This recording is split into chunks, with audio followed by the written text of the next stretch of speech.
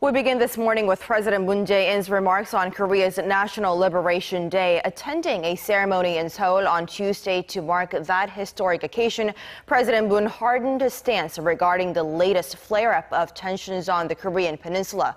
He said there will be no military action on the peninsula without Seoul's consent and that his government will prevent a war by all means. Our Hwang has this top story.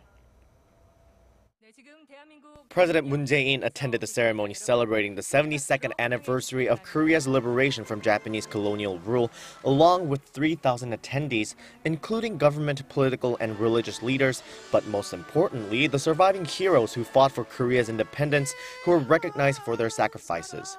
The ceremony started with the singing of the national anthem, first sung to the tune of the Scottish folk song Auld Lang Syne, as it was originally sung when it was first adopted as Korea's anthem by the Provisional Korean government.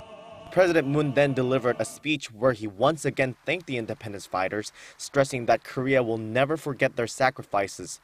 He also emphasized that the country will pay due respect to its heroes. Referring to the escalating tensions in recent days sparked by the aggressive rhetoric between North Korea and the United States, President Moon stressed the government's firm principle to protect the national interests of South Korea and no war should occur on the Korean Peninsula ever again. 한반도에서의 군사 행동은 대한민국만이 결정할 수 있고 누구도 대한민국의 동의 없이 군사 행동을 결정할 수 없습니다. 정부는 모든 것을 걸고 전쟁만은 막을 것입니다.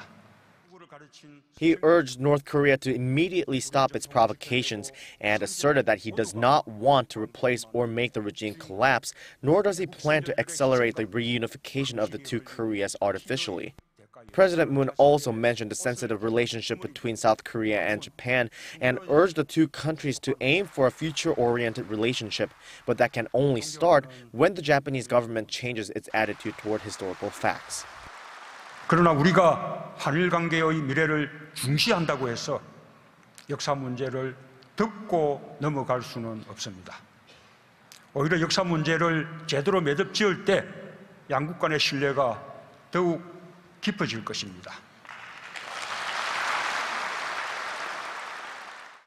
Emphasizing the past 100 years since the foundation of modern Korea, referring to the establishment of the Provisional Government of Korea in Shanghai in 1919, President Moon also encouraged Koreans to prepare for the next century to come, transcending conservative, liberal, or factional political views.